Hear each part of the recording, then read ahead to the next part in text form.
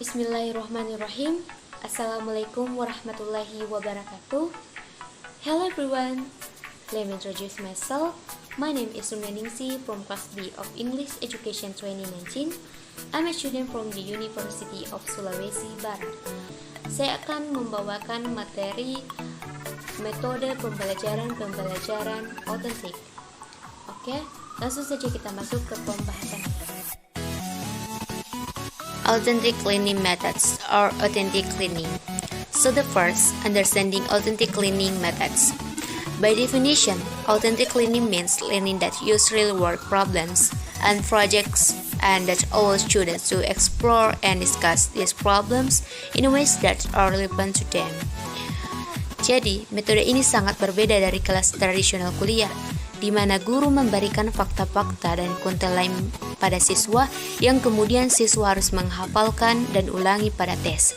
Misalnya, siswa tidak hanya harus terhubung sejarah pasca perang untuk peristiwa terkini dan kehidupan mereka sendiri, namun mereka juga harus membantu mengajar kelas dan didorong untuk memberikan pandangan mereka sendiri pada peristiwa sejarah. Nah, akibatnya mereka menjadi sejarawan. So, authentic learning is also a method for learning that is solidly based on research on learning and cognition.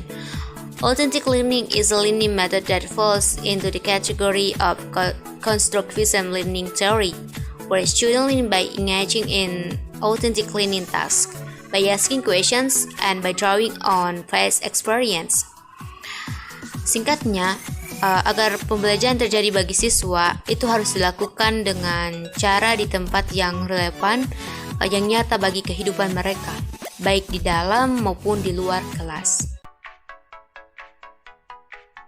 Okay, next. How effective is authentic learning method?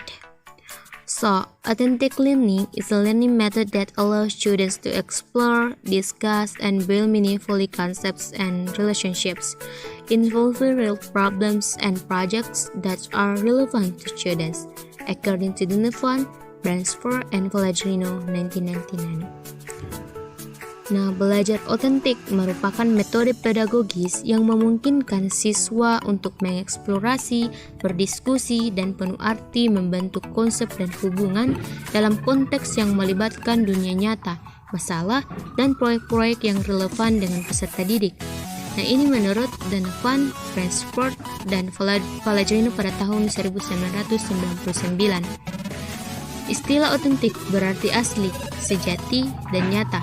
Ini menurut Webster Revised Unabridged Dictionary pada tahun 1998.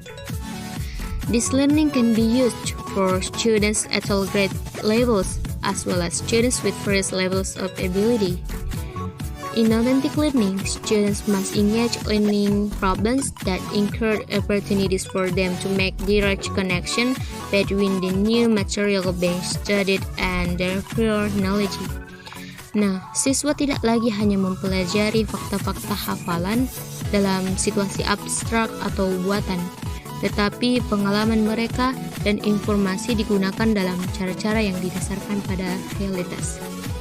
The real power of authentic learning is the ability to actively engage students and tap into their intrinsic motivation, according to Mehlinger, 1995. Okay, the third, principles of authentic learning.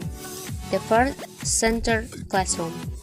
Pada berpusat kelas belajar, fakultas memperhatikan apa yang membawa siswa ke dalam kelas, masing-masing pengetahuan, keterampilan, sikap, dan keyakinan. Siswa didorong untuk mengajukan pertanyaan, terlibat dalam wacana sosial, dan menemukan jawaban mereka sendiri dalam pengaturan ini. Nah, peran profesor bergerak lebih dari seorang konstruktur pengetahuan dari pemberi konten. Next, students are active learners. Sama seperti perubahan profesor, peran peserta didik harus berubah sehingga mereka melakukan lebih dari sekedar duduk pasif dan mendengar ceramah profesor mereka. Nah, mereka harus menjadi peserta aktif dalam proses pembelajaran, menulis, membahas, menganalisis, dan mengevaluasi informasi. In short, students should take more responsibility for their own learning and show their professors in ways other than just passing exams.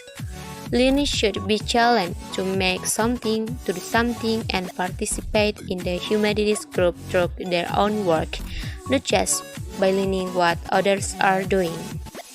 Okay, the third, use authentic assignment. Inauthentic learning must combine authentic tasks that have relevance to the real world of equality for students are also able to find people who are relevant to their lives. Nah, misalnya, siswa dapat mengambil peran instruktur dalam pendidikan jarak jauh, bergiliran mengisi pembelajaran secara online, dan membuat program mereka sendiri secara online berdasarkan proses desain instruksional. Okay, the fourth, characteristics of authentic learning. So, characteristic of authentic learning is centered on authentic tasks that are student curiosity. Students are involved in engaging and investigating activities. Learning is interdisciplinary. Learning is inextricably linked with the world beyond the walls of the classroom. Children work on complex tasks that involve higher or thinking skills, such as analyzing, synthesizing, designing, processing, and evaluating information. And then, students produce products that can be shared with audiences outside the classroom. And then, learning is active and driven by the students themselves, while teachers, parents, and resource persons are helpful or directive. The teacher applies scaffolding, namely providing assistance as needed and letting students work freely when they are able to do it themselves.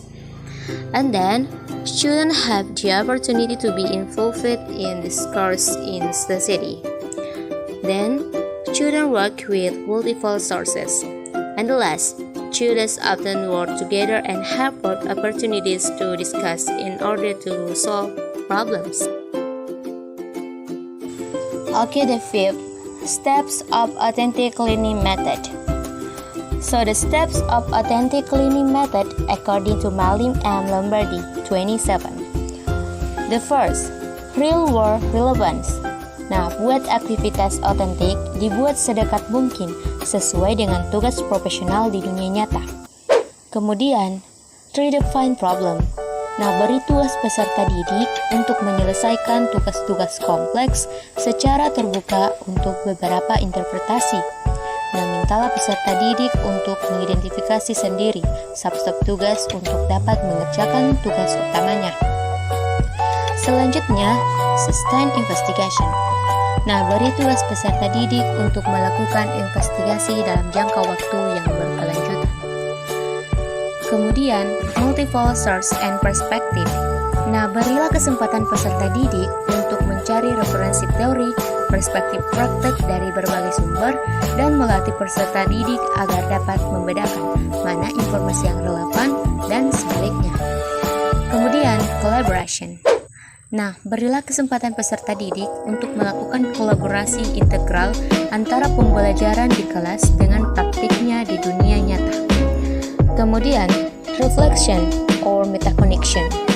Nah, berilah kesempatan peserta didik untuk melakukan refleksi materi yang dipelajari, baik secara individual atau kelompok. Kemudian, interdisciplinary perspective. Berilah kesempatan peserta didik untuk melakukan kajian interdisiplin. Dan yang terakhir, college product. Berilah kesempatan peserta didik untuk mempresentasikan produk secara keseluruhan. Okay, the last, advantages and disadvantages of authentic learning method. So, the advantages of authentic learning method are students don't feel bored with learning because learning can happen anywhere.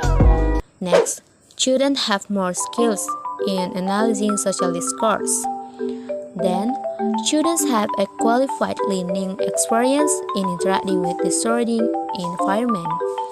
And the last, learning is student-centered, allowing students to understand the material as a whole. Next, disadvantages of authentic learning methods. The first, authentic cleaning tends to only be carried out on students who have an above average level of intelligence, so that learning takes place actively. The second, not all subject matter can use authentic cleaning because the material in accordance with authentic cleaning is social studies. And the last, it takes time, money, and extra effort from students to implement it. Alright, I think that's all. Thank you very much for watching my video. Listen more, please forgive. I'm GM. Wallahumma fiqhil komentari. Assalamualaikum warahmatullahi wabarakatuh.